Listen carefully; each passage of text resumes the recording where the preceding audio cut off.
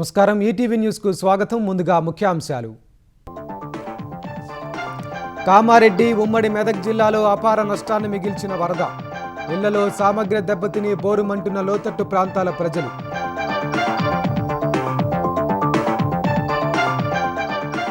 వరద ప్రభావిత ప్రాంతాల్లో రహదారులకు ముమ్మరంగా మరమ్మతులు.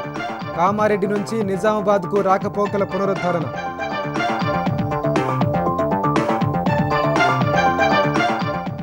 వరద విలయానికి ప్రభావిత ప్రాంతాల్లో దెబ్బతిన్న 1291 రోడ్లు. యుద్ధ ప్రాతిపదికన మరమ్మతులు చేస్తున్నట్లు సీతక్క వెల్లడి.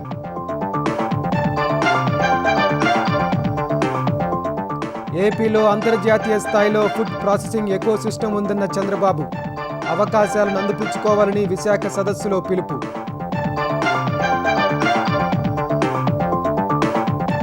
జంట హత్యల కేసులో పిన్నెల్లి సోదరులకు హైకోర్టులో చుక్కెదురు. ముందస్తు బెయిల్ ఇచ్చేందుకు నిరాకరించిన న్యాయస్థానం.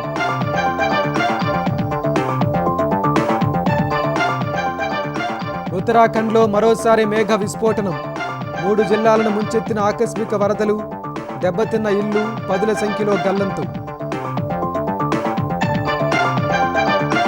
ప్రపంచమంతా భారత్ పైనే ఆశలు పెట్టుకుందన్న మోదీ. 3వ అతిపెద్ద ఆర్థిక వ్యవస్థగా అవతరిస్తుందని జపాన్ పర్యటనలో విశ్వాసం.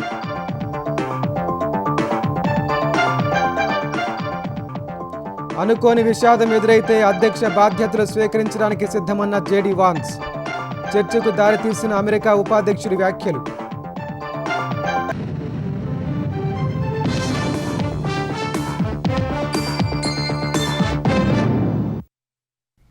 కొండపోతగా కురిసిన వర్షంతో వరదలు పోటెత్తగా కామారెడ్డి ఉమ్మడి మెదక్ జిల్లాలో కోలుకోలేని విధంగా నష్టపోయాయి.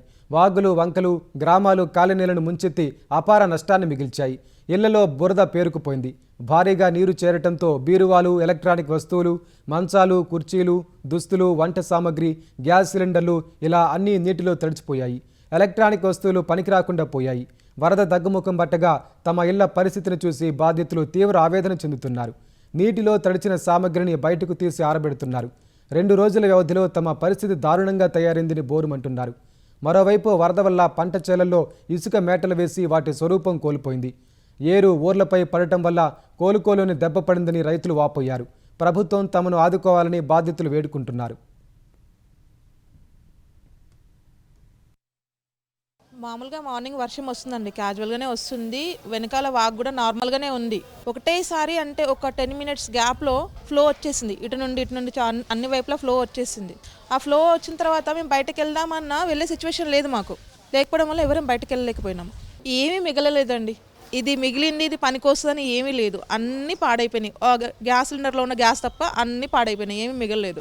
10:30 ఆ టైంలో మా వెహికల్స్ లోపల పెట్టి అలర్ట్ అయ్యేలోపే ఫ్లోటింగ్ అనేది ఇంక్రీజ్ అయికుంటూ పోతుంది. మా పేరెంట్స్ని వాళ్ళని పైకి పంపించేసి కిందికి వచ్చేలోపే ఫ్లోటింగ్ ఇక్కడ నడుము వరకు వచ్చింది. మళ్ళీ మా సర్టిఫికెట్స్ ఉన్నాయని చెప్పి కిందికి దిగి డోర్ తీసేసరికి చెస్ట్ వరకు వచ్చింది సార్. అసలు ఇంట్లో ఏ వస్తువు, ఎలక్ట్రానిక్ డివైస్ కానీ, క్లాత్స్ కానీ ఏది కూడా యూజ్ లేకుండా అయిపోయింది సార్. ఒక వస్తువు లేకుండా కట్టుబడుతూ బయట రోడ్ మీదకి వచ్చేసినాం సార్.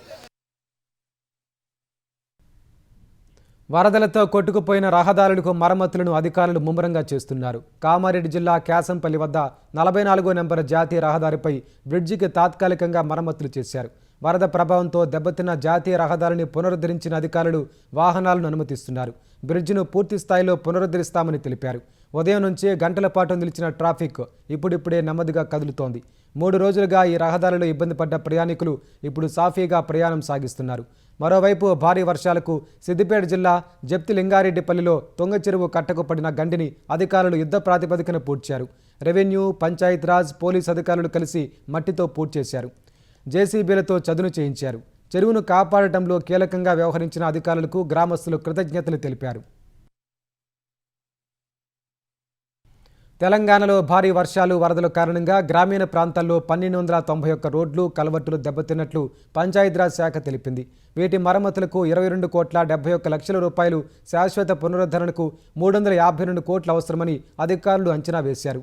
తెలంగాణ వ్యాప్తంగా దెబ్బతిన్న రోడ్లు, కలవట్టులకు సంబంధించిన అంశాలపై పంచాయతీరాజ్ ఉన్నతాధికారులతో టెలికాన్ఫరెన్స్ నిర్వహించిన మంత్రి సీతక్క రాకపోకలు పూర్తిగా నిలిచిపోయిన గ్రామాలకు యుద్ధ ప్రాతిపదికన రోడ్ల మరమ్మతులు చేయాలని ఆదేశించారు.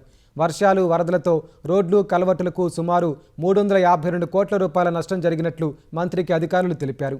వివిధ జిల్లాల్లో 22 గ్రామాలకు రాకపోకలు దెబ్బతినగా వాటిలో 14 గ్రామాలకు తాత్కాలికంగా పునరుద్ధరించినట్లు తెలిపారు. మరో 8 గ్రామాలకు ఇప్పటికీ రాకపోకలు నిలిచిపోయాయని అధికారులు వివరించగా ప్రజలకు రవాణా ఇబ్బందులు లేకుండా వీలైనంత త్వరగా రహదారుల పునరుద్ధరణ పనులు చేపట్టాలన్నారు. శిథిలావస్థలో ఉన్న పంచాయతీరాజ్ భవనాలను వెంటనే ఖాళీ చేయాలని అధికారులు క్షేత్రస్థాయిలో ఉండి తగిన జాగ్రత్తలు తీసుకోవాలని మంత్రి ఆదేశించారు. ప్రజలకు ఎలాంటి ఇబ్బందులు లేకుండా చర్యలు తీసుకోవాలని సీతక్క స్పష్టం చేశారు. గత రాత్రి ఎడతెరిపి లేకుండా కురిసిన వర్షానికి నిర్మల్ జిల్లాలో వాగులు వంకలు పొంగి ప్రవహిస్తున్నాయి.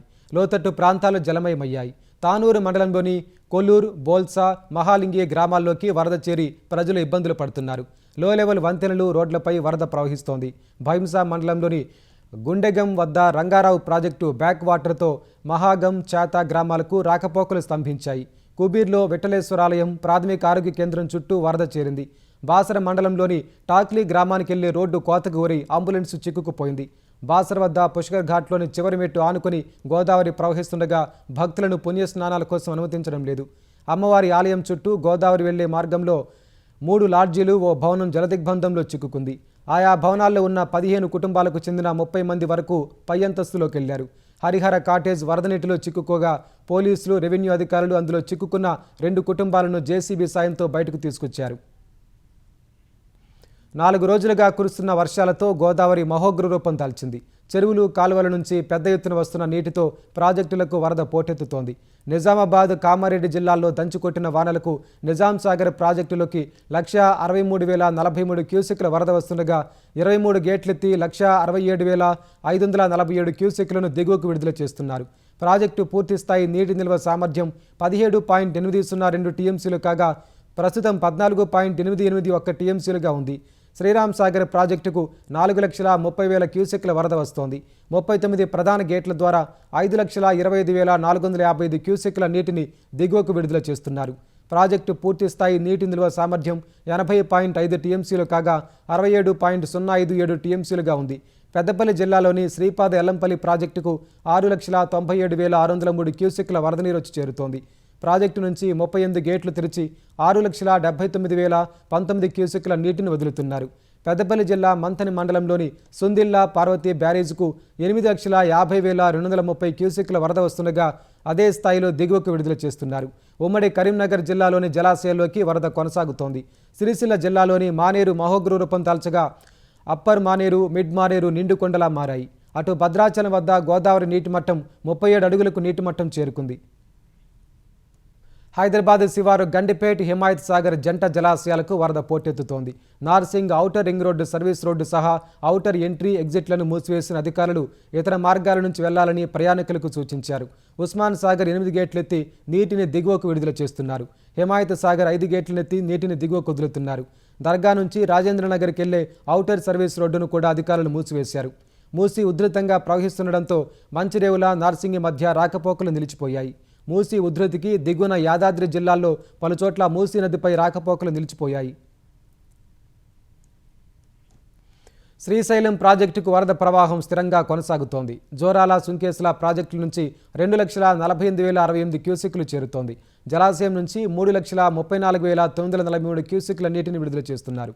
పోతిరెడ్డిపాడు హెడ్ రెగ్యులేటర్ నుంచి 30,000 క్యూసెక్లు, ఎడమగట్టు విద్యుత్ కేంద్రం నుంచి 35,315 క్యూసెక్లు, కుడిగట్టు విద్యుత్ కేంద్రం నుంచి 30,174 క్యూసెక్లు విడుదల చేస్తున్నారు.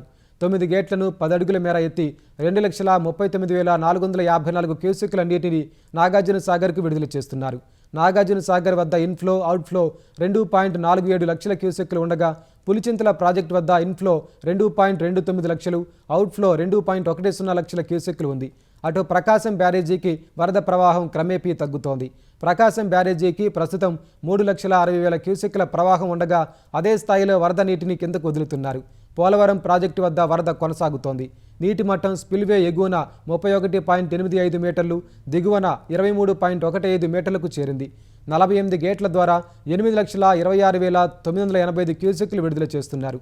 ధవళేశ్వరం వద్ద గోదావరి నీటి మట్టం 10.9 అడుగులు చేరగా 6.55 లక్షల క్యూసెక్ల నీటిని సముద్రంలోకి వదులుతున్నారు. ఫుడ్ ప్రాసెసింగ్ విధానాలపై పునరాలోచనలు చేయాల్సిన సమయం ఇదని ముఖ్యమంత్రి చంద్రబాబు అన్నారు. Trade promotion council of India TPCI ఆధ్వర్యంలో విశాఖలో నిర్వహించిన ఇండియా ఫుడ్ మ్యానుఫ్యాక్చరింగ్ ఐఎఫ్ఎం సదస్సులో పాల్గొన్న CM food processing, beverage, aqua రంగాల్లో రాష్ట్ర ప్రభుత్వం అనుసరిస్తున్న విధానాలను సీఎం వివరించారు. ఏపీలో ఉన్న అపారమైన అవకాశాలను వివరించి రాష్ట్రంలో పెట్టుబడులు పెట్టేందుకు ముందుకు రావాలని పారిశ్రామికవేత్తలను ఆహ్వానించారు. ఏపీలో అంతర్జాతీయ స్థాయిలో ఫుడ్ ప్రాసెసింగ్ ఎకోసిస్టమ్ ఉందన్నారు. వచ్చే 5 ఏళ్లలో ఫుడ్ ప్రాసెసింగ్ రంగంలో 1,00,000 కోట్ల మేర పెట్టుబడులు సాధిస్తామని విశ్వాసం వ్యక్తం చేశారు. వ్యవసాయాన్ని లాభదాయకంగా, సుస్థిరంగా మార్చడమే తమ లక్ష్యమని సీఎం అన్నారు. There is lot of opportunities in food processing. If you see Andhra Pradesh, we are contributing nearly 9% of food processing in India. That is $50 billion as on today. As on today, single state I can claim very proudly 35% GSTP is coming from agriculture. That is only from Andhra Pradesh, no other state. So I wanted to effectively impress upon you, come to Andhra Pradesh, do your business, lot of opportunities for all of you. As on today, food processing industries, we are having more than 6,000 units. Food habits have been changed. One is urbanization, one is per capita income. We wanted to go demand-driven agro-processing products, not only producers-driven. గతంలో రుషికొండలో tourism resorts ఉన్నప్పుడు 7 కోట్ల రూపాయల ఆదాయం వచ్చేదని, ఇప్పుడు ఎలాంటి ఆదాయం రాకపోగా భవనాల నిర్వహణకి అదనంగా వెచ్చించాల్సి వస్తోందని ఆంధ్రప్రదేశ్ ఉప ముఖ్యమంత్రి పవన్ కళ్యాణ్ అన్నారు. విశాఖలో రుషికొండపై వైసీపీ హయాంలో రుషికొండపై నిర్మించిన భవనాలను పవన్ పరిశీలించారు. ప్యాలెస్ వైభోగాలను మంత్రులు పవన్కు వివరించారు. భవనాల నిర్మాణానికి, సదుపాయాలకు వెచ్చించిన మొత్తాన్ని తెలుసుకుని పవన్ ఆశ్చర్యం వ్యక్తం చేశారు. ప్రస్తుత భవనాలు నిర్మించక ముందు ప్రభుత్వానికి ఎంత ఆదాయం వచ్చేదని ఆరా తీసిన ఆయన వాటి నిర్మాణం తర్వాత ప్రభుత్వంపై ఎంత మేర భారం పడుతుందనే వివరాలు తెలుసుకున్నారు. అనంతరం మాట్లాడిన పవన్ రుషికొండపై కొత్త భవనాలను టూరిజం కింద ఎలా ఉపయోగించుకోవాలని ఆలోచన చేస్తున్నట్టు చెప్పారు. నేను ప్రభుత్వం should think like proper business. నేను టూరిజం శాఖ కూడా అదే చెప్పాను. మీరు 453 కోట్లు ప్రజాధనం పెడితే 453 కోట్లు ఎప్పుడు బ్రేక్ ఇన్ అవుతే అది ఎప్పుడు ఆదాయం వస్తుంది. ప్రభుత్వం నుంచి తీయడం కాకుండా అందుకని దీన్ని డెస్టినేషన్ వెడ్డింగ్స్ లేదంటే అన్ని కలిపి ఈవెంట్ చేయాలి. దీని మీద కూర్చోబెట్టి ఇమీడియట్ గా దీన్ని ఈ వింటర్ లోపు దీన్ని ఒక నిర్ణయం తీసుకున్నాను. ఎందుకంటే నాకు ఈ టెండర్స్ ఎలా చేస్తారో నాకు తెలియదు, అవగాహన లేదు కాబట్టి దాని మీద అందరం కూర్చొని చర్చించమని చెప్పారు. ఇది మేము గౌరవ ముఖ్యమంత్రి గారికి దీన్ని మా రెజల్యూషన్ తెలియజేస్తాం. అది చార్టెడ్ అకౌంటెంట్లు బ్యాలెన్స్ షీట్లు వేసే వ్యక్తులు మాత్రమే కాదని వ్యవస్థల్ని సమతూకం చేసే సమర్థత ఉన్నవారని ఆంధ్రప్రదేశ్ విద్యాశాఖ మంత్రి నారా లోకేష్ అన్నారు. విశాఖలో జరిగిన Indian institute of chartered accountants of India ICII జాతీయ సదస్సుకు హాజరైన మంత్రి పారిశ్రామిక విప్లవం వచ్చిన ప్రతిసారి ఉద్యోగాలు పెరుగుతాయన్నారు. ఏపీని 2047 నాటికి $2.4 ట్రిలియన్ ఆర్థిక వ్యవస్థకు చేర్చడమే లక్ష్యమని చెప్పారు. ఏపీకి ఒకే రాజధాని ఉంటుంది, కానీ అభివృద్ధిని వికేంద్రీకరిస్తామని లోకేష్ స్పష్టం చేశారు. స్పీడ్ ఆఫ్ డూయింగ్ బిజినెస్పై దృష్టి పెట్టామని చెప్పిన మంత్రి అన్ని రంగాల్లో ఏపీని ప్రథమ స్థానంలో ఉంచాలని లక్ష్యంతో పనిచేస్తున్నామన్నారు. ఏఐ వంటి టెక్నాలజీలను సీఏలతో సహా యువత అందిపుచ్చుకోవాలని లోకేష్ పిలుపునిచ్చారు. If Vizag grows, only then will Andhra Pradesh grow. And we are committed to the growth of Visakhapatnam. One side of the coin is the fear of losing jobs. The other side of the coin is every industrial revolution has created more jobs than it has replaced. Countries that have embraced industrial revolution have always benefited out of it. India is a great beneficiary of the IT revolution. Today that opportunity is again in front of us in AI. And as a state, as a nation, we should embrace AI and take things forward. So as a political party, we have embraced. As CAs, you also have to embrace AI. ప్రపంచమంతా భారత్ పైన ఆశలు పెట్టుకుందని ప్రధాని నరేంద్ర మోదీ అన్నారు. Bharat Japan వార్షిక సదస్సు కోసం ఆ దేశంలో పర్యటిస్తున్న ప్రధాని టోక్యోలో ఇండియా జపాన్ ఎకనామిక్ ఫోరంలో పాల్గొన్నారు. జపాన్ వ్యాపార దిగ్గజాలు హాజరైన ఈ సదస్సుకు మోదీని జపనీయులు గాయత్రి మంత్రం పఠిస్తూ స్వాగతం పలికారు. ఈ సందర్భంగా ప్రసంగించిన మోదీ భారత్ జపాన్ మధ్య లోతైన భాగస్వామ్యాన్ని ప్రస్తావించారు. భారత అభివృద్ధి ప్రయాణంలో జపాన్ కీలక పాత్ర పోషించిందని గుర్తు చేశారు. మెట్రోలు, సెమీ కండక్టర్స్, స్టార్టప్లు, తయారీ సహా అనేక రంగాల్లో జపాన్ తోడ్పాటు అందించిందన్నారు. ఇప్పటికే జపాన్ సంస్థలు భారత్లో $40 బిలియన్ కంటే ఎక్కువ పెట్టుబడులు పెట్టినట్టు గుర్తు చేశారు. భారత్లో ఆర్థిక, రాజకీయ స్థిరత్వం ఉందన్న మోదీ ప్రపంచంలో 3వ అతిపెద్ద ఆర్థిక వ్యవస్థగా అవతరించబోతోందని వివరించారు. ప్రభుత్వ పరంగా పారదర్శకమైన విధానాలను అవలంబిస్తున్నట్లు పేర్కొన్నారు. భారత్ మార్కెట్లు భారీ రాబడిని అందిస్తున్నాయని, తమకు బలమైన బ్యాంకింగ్ రంగం, $700 బిలియన్ విదేశీ మారక నిల్వలు ఉన్నాయని వివరించారు. అణుశక్తి, గ్రీన్ ఎనర్జీ, ఆటో రంగాల్లో రెండు దేశాలు మరింత కలిసికట్టుగా పనిచేయాలని మోదీ సూచించారు.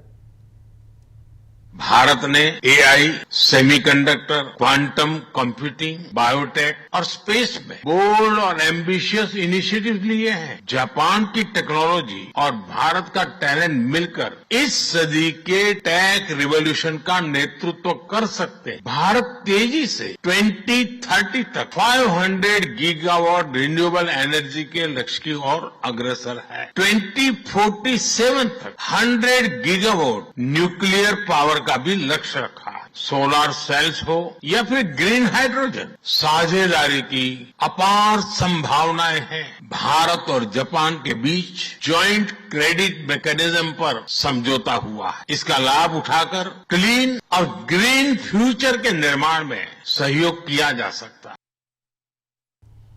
బీహార్ ఓటర్ అధికార యాత్రలో కాంగ్రెస్ కార్యకర్తలు ప్రధాని నరేంద్ర మోదీని దూషించినందుకు రాహుల్ గాంధీ క్షమాపణ చెప్పాలని హోంమంత్రి అమిత్ షా డిమాండ్ చేశారు. అసోం గువాహటిలో నిర్మించిన రాజ్భవన్ బ్రహ్మపుత్ర వింగ్ను ప్రారంభించిన షా, రాహుల్ రాజకీయాలు మరింత దిగజారిపోయాయని అన్నారు. ఇది దేశం మొత్తం గమనిస్తోందని చెప్పారు. రాహుల్ చేసింది ఓటర్ అధికార యాత్ర కాదని, ఓటు బ్యాంకు కాపాడుకునేందుకు చేస్తున్న చొరబాటుదారుల రక్షణ యాత్ర అని దుయ్యబట్టారు. ఏ ప్రజాస్వామ్యానికైనా ఎన్నికలే ఆత్మ అని చెప్పిన అమిత్ షా, ఆ వ్యవస్థను కలుషితం చేయడానికి చొరబాటుదారులను అనుమతిస్తే దేశం ఎలా సురక్షితంగా ఉంటుందని ప్రశ్నించారు.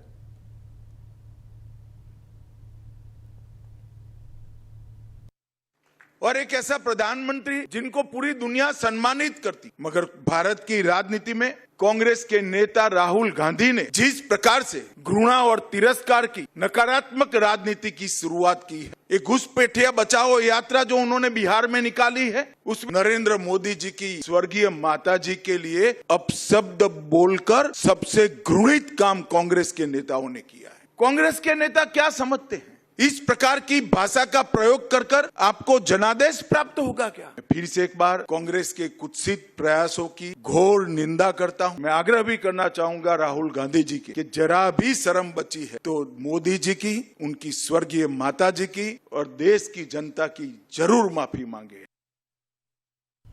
బీహార్ రాజధాని పట్నాలో కాంగ్రెస్, బీజేపీ కార్యకర్తలు ఘర్షణకు దిగారు.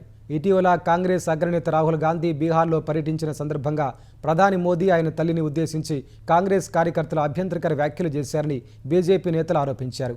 ఈ మేరకు కేసు కూడా పెట్టారు. తాజాగా పట్నాలోని కాంగ్రెస్ కార్యాలయం వద్ద బీజేపీ కార్యకర్తలు ధర్నా చేపట్టగా ఆ పార్టీ కార్యకర్తలు వారితో ఘర్షణకు దిగారు. ఈ క్రమంలో కర్రలతో పరస్పరం దాడులు చేసుకున్నారు. పోలీసులు ఇరు పార్టీల కార్యకర్తలను చెదరగొట్టారు. మరోవైపు ప్రధాని మోదీ ఆయన తల్లిపై అభ్యంతరకర వ్యాఖ్యలు చేసిన మహ్మద్ రిజ్వీ అలియాస్ రాజా అనే వ్యక్తిని పోలీసులు అరెస్టు చేశారు. కాంగ్రెస్ కార్యకర్తల తీరును బీహార్ ముఖ్యమంత్రి నితీష్ కుమార్ తీవ్రంగా ఖండించారు. ప్రధాని మోదీ ఆయన తల్లిని దూషిస్తూ వ్యాఖ్యలు చేయడం అభ్యంతరకరమని ఎక్స్ వేదికగా పోస్టు పెట్టారు. ఉత్తరాఖండ్లోని చమోలి, రుద్రప్రయాగ్, టిహరీ గఢ్వాల్ జిల్లాల్లో మరోసారి మేఘ విస్ఫోటనం సంభవించగా అనేక ఇళ్లు దెబ్బతిన్నాయి. ఆయా ఇళ్లలో పదుల సంఖ్యలో ప్రజలు చిక్కుకున్నారని అధికారులు తెలిపారు. రుద్రప్రయాగ్లోని హనుమాన్ ఆలయం పూర్తిగా వరద నీటిలో మునిగిపోయింది. కేదార్నాథ్లోని లోయలోని లారా గ్రామాన్ని పట్టణంతో కలిపే వంతెన కొట్టుకుపోగా ఆ గ్రామానికి పూర్తిగా రాకపోకలు నిలిచిపోయాయి. టిహరీ గఢ్వాల్ జిల్లాలోని బుద్ధ కేదార్ ప్రాంతంలో పశువుల శాలలు, ఆలయాలు శిథిలాల కింద కూరుకుపోయాయి.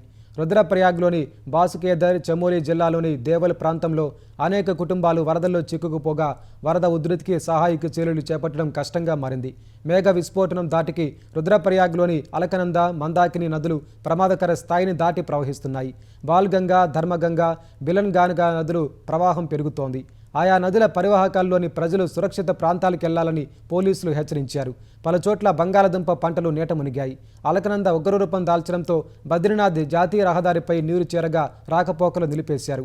ఈ వర్షాలకు కొండ చర్యలు విరిగిపట్టడంతో 180కి పైగా రోడ్లు మూసుకుపోయాయి. ఈ ఘటనలపై విచారం వ్యక్తం చేసిన ఉత్తరాఖండ్ సీఎం పుష్కర్ సింగ్ ధామీ శిథిలాల్లో చిక్కుకున్న వారు క్షేమంగా బయటపడాలని ఆకాంక్షించారు. జంట హత్యల కేసులో వైసీపీ నేత పిన్నెల్లి రామకృష్ణారెడ్డి సోదరులకు హైకోర్టులో ఎదురుదెబ్బ తగిలింది. ఈ కేసులో రామకృష్ణారెడ్డి, ఆయన సోదరుడు వెంకట్రామరెడ్డి దాఖలు చేసిన ముందస్తు బెయిల్ పిటిషన్లను హైకోర్టు కొట్టేసింది. పల్నాడు జిల్లా మాచర్ల నియోజకవర్గం వెల్దుర్తి మండలం గుండ్లపాడుకు చెందిన టీడీపీ నాయకులు జవిశెట్టి వెంకటేశ్వర్లు, జవిశెట్టి కోటేశ్వరరావుల హత్య కేసులో పిన్నెల్లి సోదరులు 6-7 నిందితులుగా ఉన్నారు. ఈ ఘటనలో పిన్నెల్లి సోదరుల పాత్ర ఉందని పోలీసుల తరపున అడ్వకేట్ జనరల్ దమ్మాలపాటి శ్రీనివాస్ హైకోర్టులో వాదనలు వినిపించారు. ఓ రెస్టారెంట్లో సమావేశమైన నిందితులు హత్యకు కుట్ర పన్నారని, ఈ హత్య ఘటనలో పాల్గొన్న వారితో పిన్నెల్లి సోదరులు ఫోన్లో మాట్లాడారని ఏజీ వాదించారు. ఇందుకు సంబంధించిన సాంకేతిక ఆధారాలున్నట్లు తెలిపారు. సర్పంచ్ పదవికి పోటీ చేస్తే తాము మద్దతిస్తామని, ఈ కేసులో మొదటి నిందితుడికి పిన్నెల్లి సోదరులు హామీ ఇచ్చినట్టు ఏజీ వివరించారు. సార్వత్రిక ఎన్నికల వేళ పోలింగ్ కేంద్రంలోకి చొరబడి ఈవీఎంను పగలగొట్టిన చరిత్ర పిన్నెల్లి రామకృష్ణారెడ్డికి ఉన్నట్లు వివరించారు. అయితే రాజకీయ కక్ష సాధింపు చర్యల్లో భాగంగానే పిటిషనర్లను ఇరికించారని వారి తరపు న్యాయవాది వాదించారు. ఈ వాదనలు విన్న కోర్టు పిన్నెల్లి సోదరులు దాఖలు చేసిన ముందస్తు బెయిల్ పిటిషన్ కొట్టేసింది.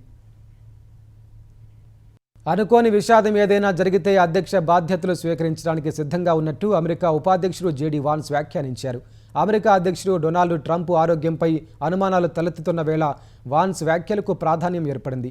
అయితే ట్రంప్ ఆరోగ్యంగా ఉన్నారన్న వాన్స్ ఆయనతో పనిచేసే వారిలో చాలామంది ఆయన కన్నా చిన్నవాళ్లేనని తెలిపారు. అందరికంటే చివరగా నిద్రపోయేది, ఉదయాన్నే మొదట నిద్రలేచేది కూడా ట్రంపేనని వాన్స్ వెల్లడించారు. కొన్నిసార్లు భయంకరమైన విషాదాలు జరుగుతాయని, వాటన్నింటినీ దాటుకుని ట్రంప్ మిగిలిన పదవీ కాలాన్ని పూర్తి చేస్తారని వాన్స్ చెప్పారు. అమెరికన్లకు ట్రంప్ చాలా మంచి చేస్తారన్న నమ్మకం తనకుందన్నారు. దీర్ఘకాల సిరల వ్యాధితో ట్రంప్ బాధపడుతున్నట్లు ఇటీవలే నిర్ధారించారు. ఇది సాధారణ రక్త ప్రసరణ వ్యాధి అని, 70 దాటిన వారిలో సాధారణమని వైట్ హౌస్ పేర్కొంది.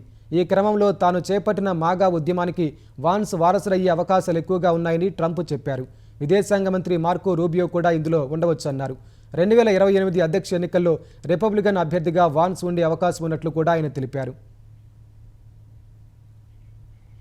అంతర్జాతీయ ద్రవ్యనిధి IMF ఎగ్జిక్యూటివ్ డైరెక్టర్గా RBI మాజీ గవర్నర్ ఉర్జిత్ పటేల్ నియామకానికి కేంద్రం ఆమోదం తెలిపింది. ఇప్పటి వరకు IMF EDగా పనిచేసిన కేవీ సుబ్రహ్మణ్యన్ సేవలను ఆయన పదవీకాలం పూర్తి కాకముందే కేంద్రం రద్దు చేసింది. ఆయన స్థానంలో ఉర్జిత్ పటేల్ను నియమిస్తూ సిబ్బంది వ్యవహారాల మంత్రిత్వ శాఖ ఉత్తర్వులు జారీ చేసింది. ఉర్జిత్ పటేల్ 3 ఏళ్లు IMF EDగా కొనసాగనున్నారు. 2016లో RBI గవర్నర్గా బాధ్యతలు చేపట్టిన ఉర్జిత్ పటేల్ తన పదవీకాలం పూర్తి కాకముందే 2018లో రాజీనామా చేశారు. డివిడెంట్ ట్రాన్స్ఫర్కు సంబంధించి ప్రభుత్వంతో వివాదం నెలకొనగా ఆ నిర్ణయం తీసుకున్నట్లు అప్పట్లో ప్రచారం జరిగింది. Urjit Patel Asian infrastructure investment బ్యాంకులో పనిచేశారు. 1998-2001 మధ్య కేంద్ర ప్రభుత్వ ప్రధాన ఆర్థిక సలహాదారుగా సేవలందించారు.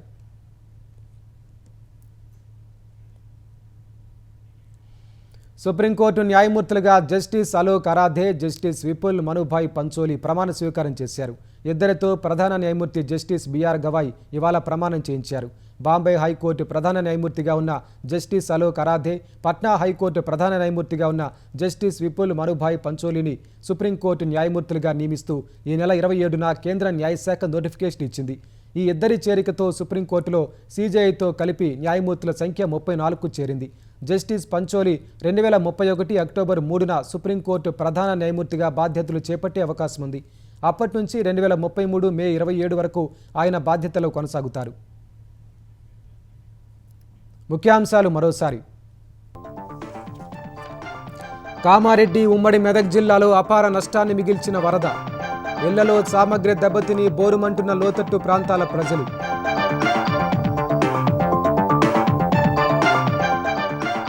వరద ప్రభావిత ప్రాంతాల్లో రహదారులకు ముమ్మరంగా మరమ్మతులు. కామారెడ్డి నుంచి నిజామాబాద్కు రాకపోకల పునరుద్ధరణ.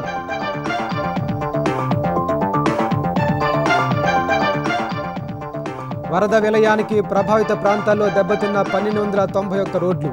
యుద్ధ ప్రాతిపదికన మరమ్మతులు చేస్తున్నట్టు సీతక్క వెల్లడి. ఏపీలో అంతర్జాతీయ స్థాయిలో ఫుడ్ ప్రాసెసింగ్ ఎకోసిస్టమ్ ఉందన్న చంద్రబాబు. అవకాశాలను అందిపుచ్చుకోవాలని విశాఖ సదస్సులో పిలుపు.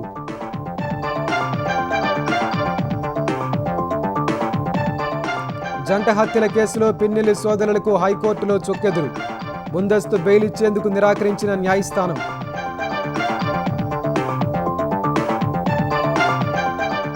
ఉత్తరాఖండ్లో మరోసారి మేఘ విస్ఫోటనం. 3 జిల్లాలను ముంచెత్తిన ఆకస్మిక వరదలు. దెబ్బతిన్న ఇల్లు, పదుల సంఖ్యలో గల్లంతు. ప్రపంచమంతా భారత్ పైనే ఆశలు పెట్టుకుందన్న మోదీ. మూడో అతిపెద్ద ఆర్థిక వ్యవస్థగా అవతరిస్తుందని జపాన్ పర్యటనలో విశ్వాసం.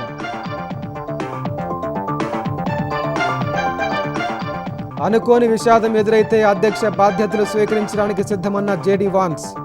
చర్చకు దారితీసిన అమెరికా ఉపాధ్యక్షుడి వ్యాఖ్యలు.